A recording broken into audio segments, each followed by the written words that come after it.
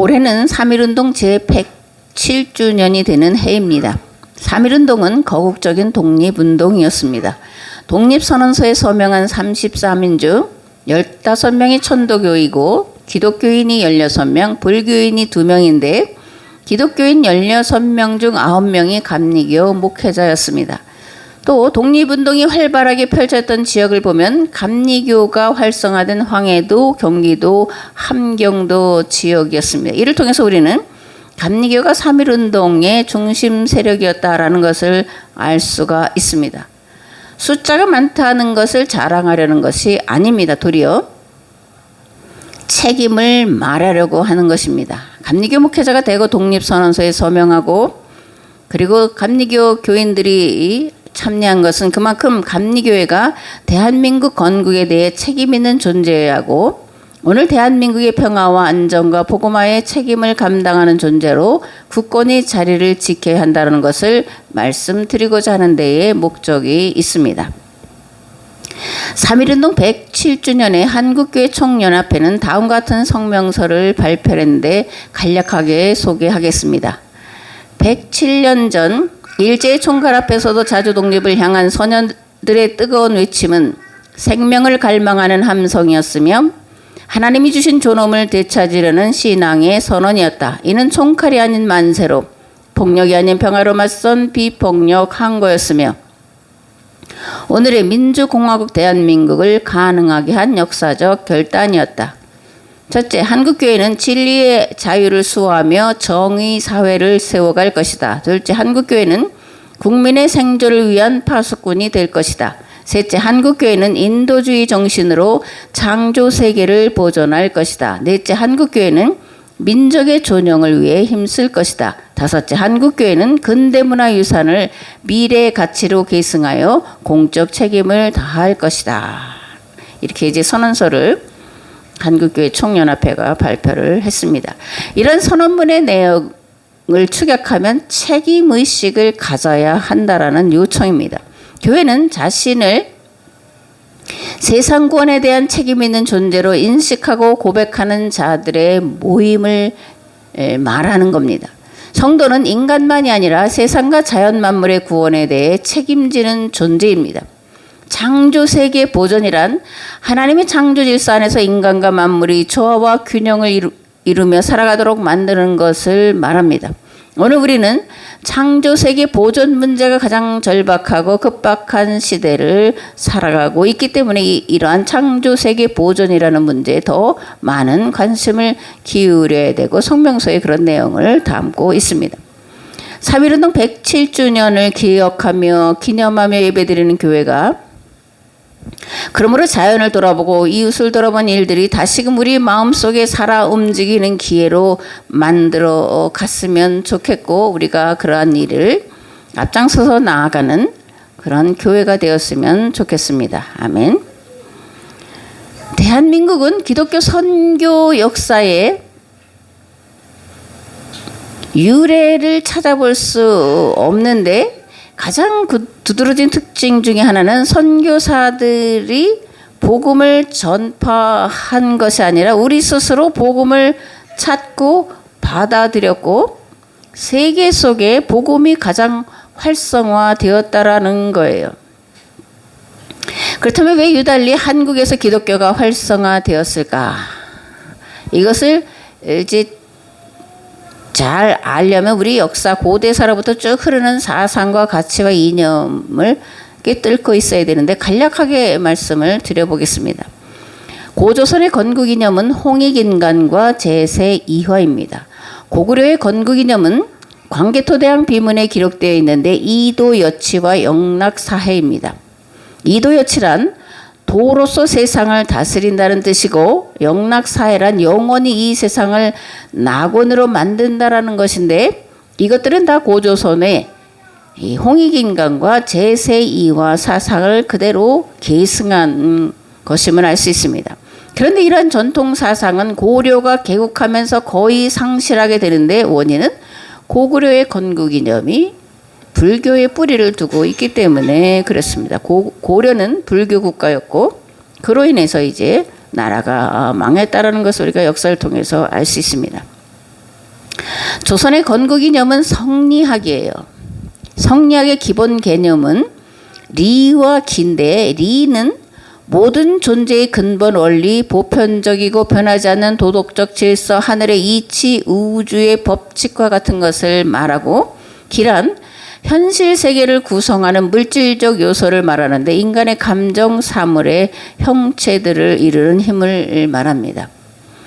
지난주에도 말씀드렸지만 우리 민족에게는 신기가 있고 활기가 있고 광기가 있다 그럴 때 이 기운 이런 것을 이제 기다 이렇게 말하는 거죠. 그리고 성리학의 핵심은 우주론과 심성론에 있는데 우주론의 중심은 이기론이고 심성론의 중심은 사단칠정론이에요. 심성론에서 성은 사단을 말합니다. 그리고 사단이란 인간 본성 안에 있는 리의 발현으로 본래 선하다고 보는 것이고, 칠정이란 인간의 감정 속에 들어있는 7가지 희노, 애락, 애구, 욕을 말하는데 여기는 선과 악이 공존하고 있습니다.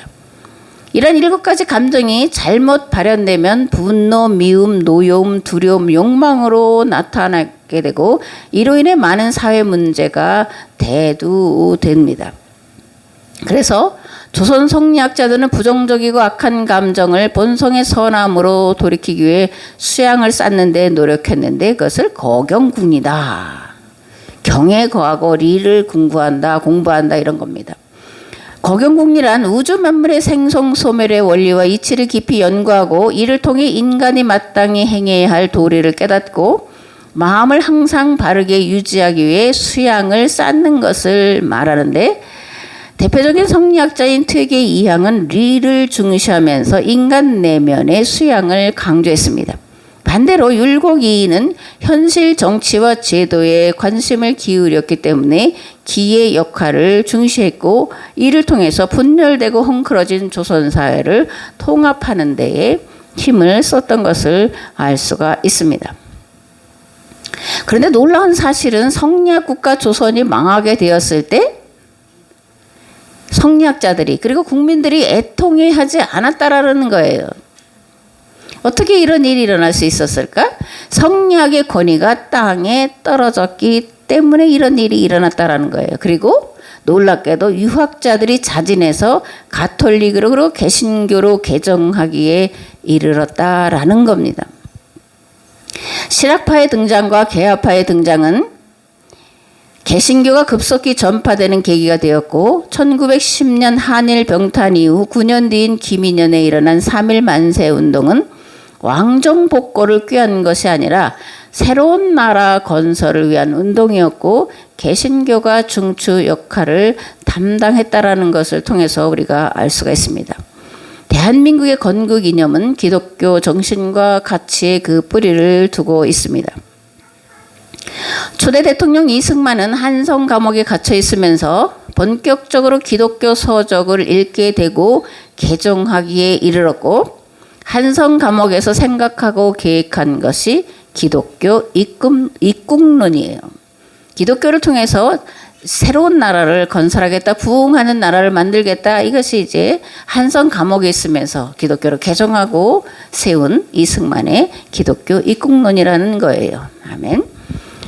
제가 역사를 개관하는 이유는 한반도에서 생성 소멸된 나라들의 특징을 살펴보고자 하는 건데, 새로운 나라를 세우기 위해서는 항상 새로운 사상과 가치관과 정신 그리고 새로운 종교를 필요로 했다라는 것을 말씀드리기 위해서 역사를 개관을 해드렸습니다. 고조선에서 고구려로, 고려에서 조선 그리고 대한민국으로 이어지면서 같은 땅에 같은 언어를 사용하면서도 전혀 다른 나라로 세워갈 수 있었던 원인은 종교가 달랐기 때문인데, 특별히 대한민국 건국에 있어서 기독교가 그 역할을 담당함으로 조선을 끊어버리고 새로운 나라를 건국하기에 이르렀다라는 겁니다. 아멘. 그런데 문제는 우리가 회복해야 될 것이 있다라는 거예요. 그것도 시급하게 있다라는 건데, 그것은 우리 내면에 들어있는 본래적인 가치관, 사상, 이념, 종교의 회복을 해야 한다라는 겁니다.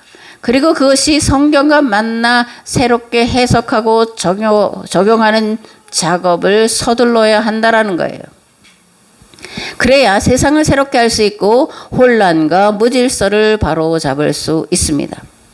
무엇보다 성경과 우리 역사 속에 들어있는 신앙과 가치관과 사상이 조우할 때 비로소 교회가 다시 번성할 수 있다라는 거예요. 세상을 널리 이롭게 할 수 있다라는 겁니다. 이 땅에 하나님 나라를 이루어 갈 수 있다라는 겁니다.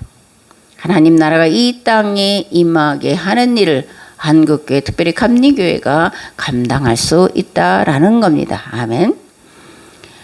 새로운 나라를 건국할 때에 문제가 된 건 뭐냐면 그 시대 그 나라를 지배했던 종교가 신뢰를 잃어버렸기 때문이다. 이렇게 앞에서 말씀을 드렸는데, 만일 교회가 이 세상에서 신뢰를 상실하면 어떻게 될까?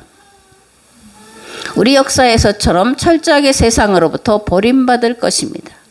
여기에 심각한 문제가 있는 거죠. 그리고 이것을 깨달아야 됩니다. 오늘 우리 현실을 우리가 비판적으로 아주 냉철하게 볼 때 교회의 본질과 사명을 회복할 마지막 기회를 상실해 가고 있다라는 거예요.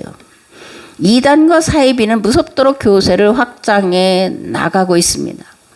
젊은이들이 많이 그리로 빠져들고 있어요. 이 한국 사회에 극우라는 세력들의 많은 부분은 기독교인들이 차지하고 있다는 것도 우리가 생각을 해봐야 됩니다. 정통교회는 급격하게 교세가 하락하고 있다라는 거예요. 이런 문제 해결을 위해 교회가 할 일은 무엇이냐?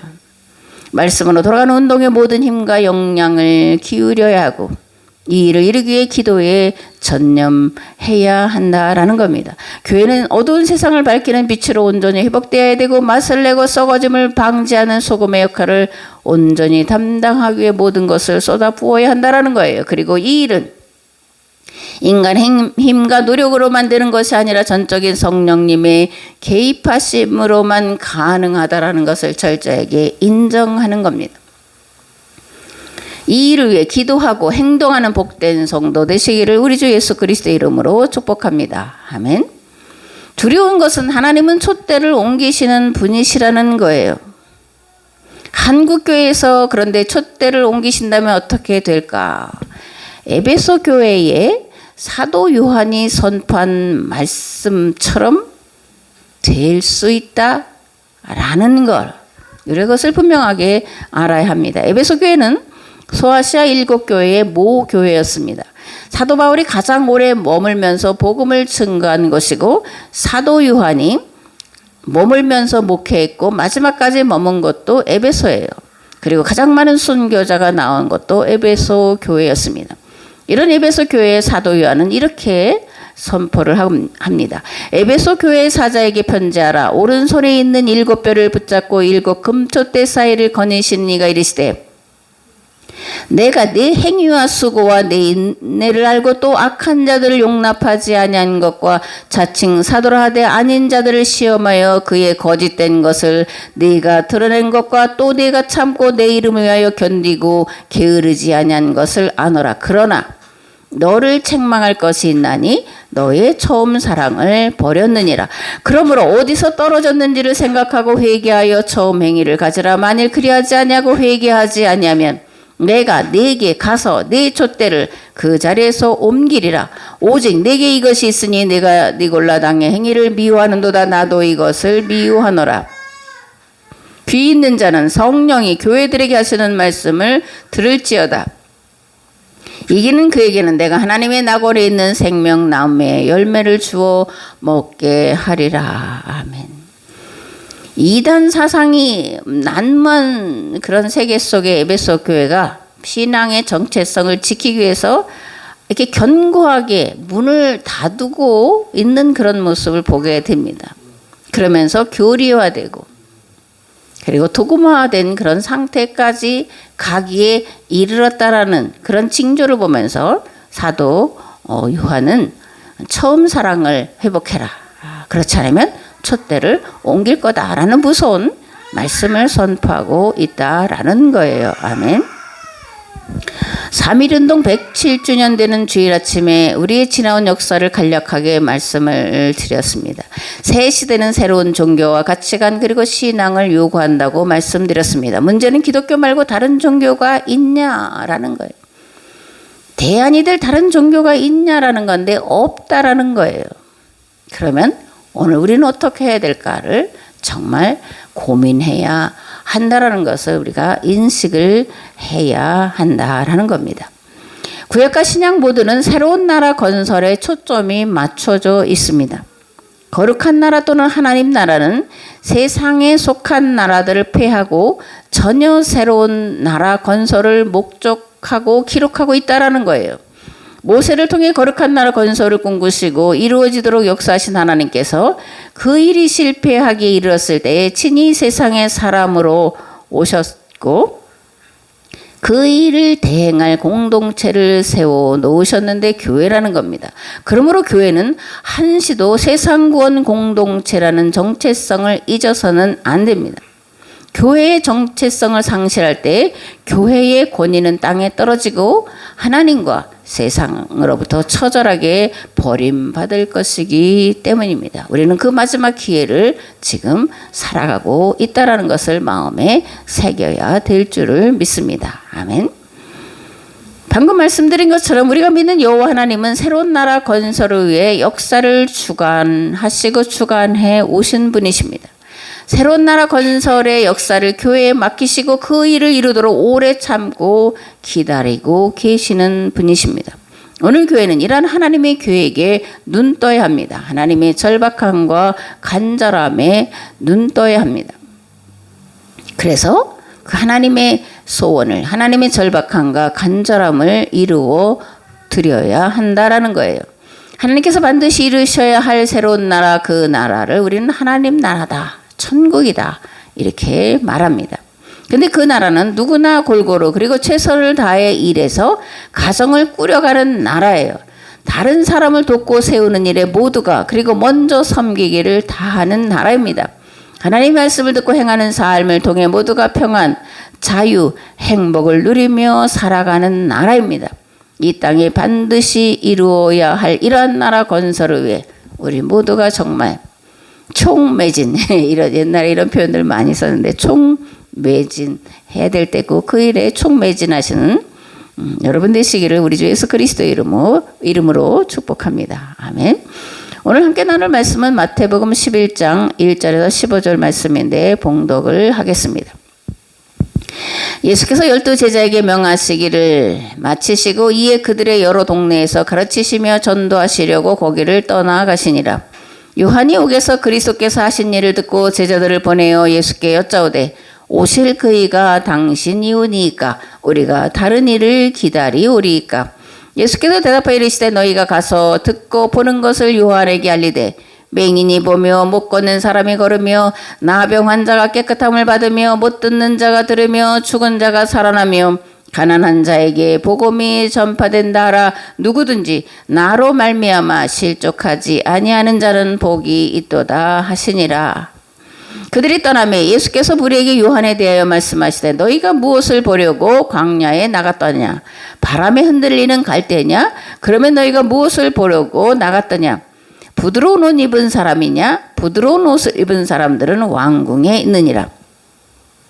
그러면 너희가 어찌하여 나갔더냐? 선지자를 보기 위함이었더냐? 옳다. 내가 너희에게 이르노니 선지자보다 더 나은 자니라. 기록된 바 보라 내가 내 사자를 네 앞에 보내노니 그가 네 길을 네 앞에 준비하리라 하신 것이 이 사람에 대한 말씀이니라.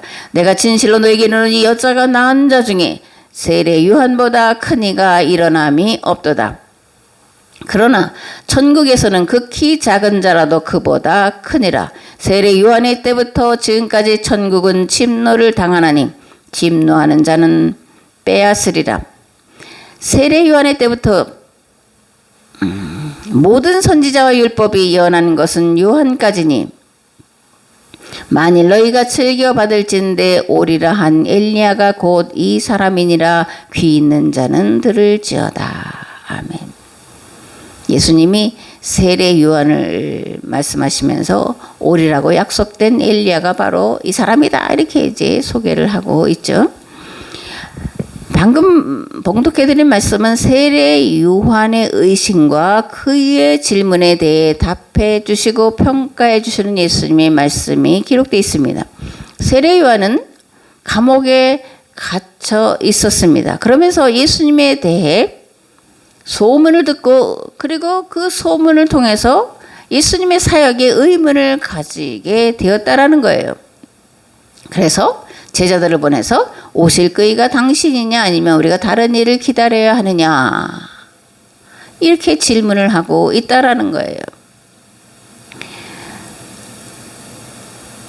세례 요한은 예수님이 오실 길을 앞서서 예비하는 사역을 감당하다가 감옥에 갇혔는데 지금 예수님에 대해서 의심을 하고 있다라는 게 이해하기가 어렵지만 이것은 세례 요한이 가진 메시아 사상에 대한 결함 또는 부분적인 오해가 있어서 이런 일이 일어났다 이렇게 이제 보는 거죠. 성경에는 세 메시아 사상이 들어 있는데 하나는 의인의 메시아 또는 초인적인 능력을 가지고 와서 유대를 로마 제국으로부터 독립시켜줄 정치적인 메시아였고, 마태복음이 말하는 죄인의 메시아, 그리고 요한복음이 말하는 진리의 메시아. 그러니까 우리가 알고 있는 하나의 메시아가 아니라 세 메시아 사상이 성경에 들어가 있다라는 거예요. 세례 요한은 예수님께서 구약에 약속된 바로 그 메시아라고 생각을 했습니다. 예수님보다 6개월 먼저 등장해서 예수님의 오실 길을 예비하는 사역을 했습니다.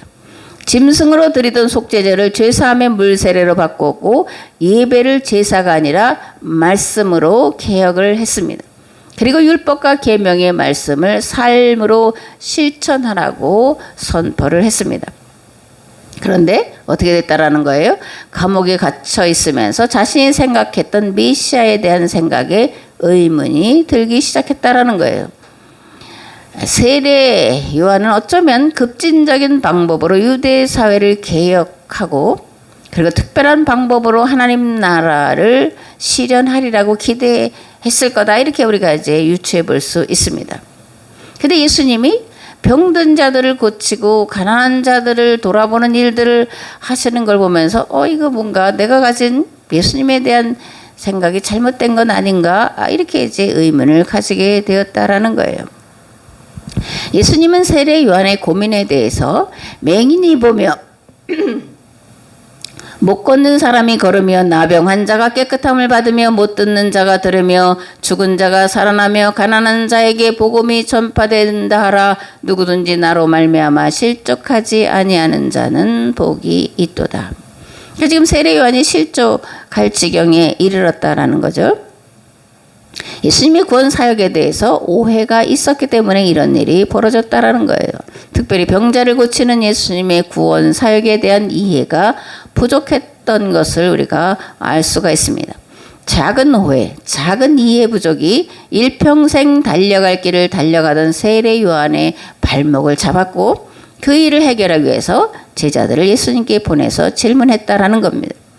예수님은 세례 요한의 이러한 질문에 대해 비난하지도 않았고 꾸짖지도 않으셨고 도리어 세례 요한에 대해서 이렇게 평가를 내리셨습니다. 여자가 낳은 자 중에 세례 요한보다 큰 이가 일어남이 없도다. 놀라운 평가죠.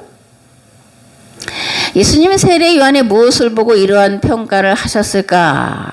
앞에서 말씀드린 대로 세례 요한의 사역을 정리해서 다시 말씀드리면, 첫째, 짐승으로 드리던 속죄제를 죄사함의 물세례로 개혁을 했습니다. 짐승으로 드리는 속죄제, 무엇이 문제였을까? 이스라엘을 멸망으로 계약 파기로 이끌어간 것이 있는데 성전에서 제사로 신앙생활하는 것이었어요. 성전신학, 제사신학 이렇게 이제 말하죠. 성전에서 제사 드리는 것으로 하나님을 기쁘시게 한다라고 가르쳤습니다. 제물을 많이 드리면 하나님이 기뻐하신다라고 가르쳤는데 이것이 뭐라는 거예요? 부자들에게 면죄부가 되었다라는 겁니다. 가난한 자들과 나누어서 함께 배불러야 될 것을 하나님께 드림으로 도리어 가난한 자들을 소외시키고 더 가난하게 만드는 그런 요인이 되었고, 이것이 계약 파기의 결정적인 그런 요인이 되었다라는 겁니다. 이런 폐단은 예수님 당시까지 이어졌고, 이런 문제를 잘 알고 있던 세례 요한은 짐승으로 드리던 속죄 제사를 죄사함의 물세례로 개혁했다라는 거예요. 아멘. 그런데 죄사함의 물세례를 받기 전에 반드시 선행되어야 할 것이 있었는데 회개입니다. 그래서 세례 요한은 회개하라, 천국이 가까이 왔느니라. 이미 도끼가 나무 뿌리에 놓였으니 좋은 열매를 맺지 아니하는 나무마다 찍혀 불에 던져지라는 회개와, 그리고 회개하지 않으면 심판이 임할 것이다라는 것을 선포했다라는 겁니다. 아멘. 둘째, 옛 계약을 파기하고 새로운 계약 체결의 길을 준비한 데 있습니다. 어떻게 새 길을 준비했냐? 제사를 말씀 선포로 개혁을 했다라는 거예요. 가톨릭은 지금도 미사라고 하는 그런 것이 중심이 되어 있습니다. 그런데 개신교회는 미사가 아니라 뭐예요? 설교가 예배의 중심이 되었는데, 이게 세례 요한이 개혁한 그 전통을 이어가고 있다, 이렇게 말씀을 드려도 아무런 문제가 없다, 이렇게 생각을 합니다. 무엇보다 회개를 촉구하는 설교로 종교와 사회를 개혁하고자 했습니다. 그렇다면 세례 요한이 선포한 말씀의 근거는 무엇일까? 율법과 계명입니다. 누가복음 3장에 이렇게 기록되어 있습니다. 무리가 물어 이르되 그러면 우리가 무엇을 하리이까? 옷 2벌 있는 자는 옷 없는 자에게 나눠줄 것이요 먹을 것이 있는 자도 그렇게 할 것이니라 하고, 세리들도 세례를 받고자 하여 와서 이르되 선생이여 우리는 무엇을 하리이까 하매 이르되 부과된 것 외에는 거두지 말라 하고, 군인들도 물어 이르되 우리는 무엇을 하리이까 하매 이르되 사람에게서 강탈하지 말며 거짓으로 고발하지 말고 받는 급료를 족한 줄로 알라, 이렇게 선포를 했다라는 거예요. 아멘. 율법과 계명은 약자 보호법입니다. 누구나 골고루 잘 사는 법이에요. 정의와 공의를 실현하는 법입니다. 이 땅에 하나님 나라를 실현하는 법, 그것이 율법과 계명이고, 우리는 그 율법과 계명에 담긴 뜻과 의미와 목적을 따라서 행해야 된다라는 것을 항상 기억을 해야 할 줄을 믿습니다. 아멘. 11절 하반절에 천국에서는 극히 작은 자라도 그보다 크니라. 그러니까 천국에서는 극히 작은 자라도 세례 요한보다 크다. 여자가 낳은 자 중에 세례 요한보다 더 큰 이가 일어난 적이 없다, 이렇게 말씀하시는데 그 다음에 천국에서는 극히 작은 자라도 세례 요한보다 크다, 이렇게 모순되는 것 같은 말씀을 하시는데, 그러면 이 말에 담긴 뜻은 무엇일까라는 거예요. 첫째로 세례 요한이 요구하는 것들을 실천하지 않으면 결단코 천국에 들어갈 수 없다라는 거예요. 천국은 누가 들어가 있는 곳이냐? 율법과 계명에 담긴 의미와 뜻과 목적대로 행하는 자가 들어가는 곳입니다. 그러니까 이것을 행하지 않으면 천국에 들어갈 수 없다라는 거예요. 둘째, 천국에 있는 자들은 신앙에 대해 바른 이해를 가졌고 그것을 실천하며 살아가던 자들이었다라는 겁니다. 공 잡는 게 매가 아니에요. 교회를 부흥시키고 뭐 하려면 이단과 사이비의 방법도 참고해야 된다, 이런 생각을 하는 분이 있는데 저는 절대 반대합니다. 꽁 잡는 게 매가 아니에요. 왜냐하면 마귀의 강력한 미혹과 유혹이 그 속에 들어가 있기 때문에 그래요. 마귀의 힘은 미혹과 유혹, 그리고 거짓과 속임수입니다.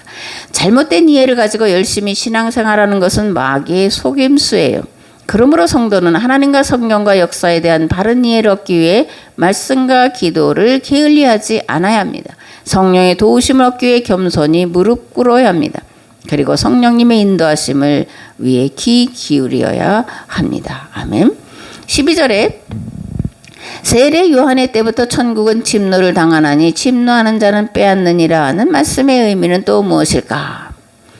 세례 요한으로부터 하나님 나라 운동이 시작되었다라는 거예요. 누가복음 16장에 이렇게 기록되어 있습니다. 율법과 선지자는 요한의 때까지요. 그 후부터는 하나님 나라의 복음이 전파되어 사람마다 그리로 침입하느니라. 아멘. 그런데 마태는 뭐라고 말하냐면 예수님은 율법과 선지자를 완성하러 오신 분이다. 이렇게 이제 말씀하고 있는 것을 볼 수가 있습니다. 그러니까 세례 요한은 율법과 선지자의 완성으로 오신 예수님의 오실 길을 예비하는 일을 시작한 자이기 때문에 율법과 선지자는 요한의 때까지다. 그리고 그 후부터는 하나님 나라의 복음이 전파되어 사람들이 그리로 침입한다. 이렇게 말씀을 하고 있다라는 거예요. 천국은 힘들이지 않고 들어가는 나라가 아닙니다. 즉 믿음으로만 은총으로만 들어가는 나라가 아니라는 거예요. 물론 구원은 믿음으로 그리고 은혜로 받습니다. 그렇다고 아무 일도 하지 않았음에도 받는다라는 것은 절대 아니에요. 어떤 분이 구원파가 하는 곳에 이제 뭘 말하나 한번 가봤는데 아주 그 사람들의 얼굴에 아주 희색이 만연하고 행복이 가득한 모습으로 다 이제 즐거워하고 있더래요. 그래서 왜 그런가 그랬더니 한 번 구원은 영원한 구원이기 때문이다. 한 번 구원받았으니까 어떻게 살든 내 욕심만을 채워도 구원받았으니까 행복하다. 이런 논리가 그들에게 적용돼 있어서 그렇다고 그러는데 마귀의 심각한 그런 유혹과 미혹에 빠져 사망의 길로 빠져나가고 있다는 것을 우리가 알아야 됩니다. 구원은 하나님의 은혜로 받습니다. 믿음으로 받습니다. 그러나 아무 일도 안 하고 손 묶고 있어서 받는다라는 얘기가 아니에요. 진인사 대천명이라는 겁니다. 사도 바울은 빌립보서에서 이렇게 말씀합니다. 그러므로 나의 사랑하는 자들아 너희가 나 있을 때뿐 아니라 더욱 지금 나 없을 때에도 항상 복종하여 두렵고 떨림으로 너희 구원을 이루라. 고린도전서에서는 이렇게 말씀합니다. 내가 내 몸을 쳐 복종하게 함은 내가 남에게 전파한 후에 자신이 도리어 버림을 당할까 두려워함이로다. 이루어가는 구원이다 라는 거예요. 믿음으로 그리고 행함으로 구원을 이루어 가야 한다라는 겁니다. 한 번 구원은 영원한 구원이 아니라 빼앗길 수 있다, 상실할 수 있다라는 것을 경고하고 있는 이런 사도 바울의 경고의 음성을 우리가 들어야 합니다. 하나님 나라로 들어가는 것을 가장 싫어하는 세력이 있습니다. 마귀입니다. 마귀는 하나님 나라에 들어가지 못하도록 수단과 방법을 가리지 않고 방해하는 존재예요. 그러므로 힘을 다해야 하고 뜻을 다해야 하고 마음을 다해야 합니다.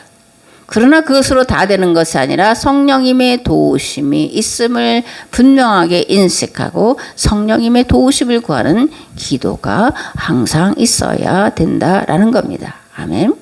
하나님 나라에 들어가려면 성령의 도우심으로 말미암아 내게 있는 모든 것을 기꺼이 그리고 감사함으로 드려야 합니다.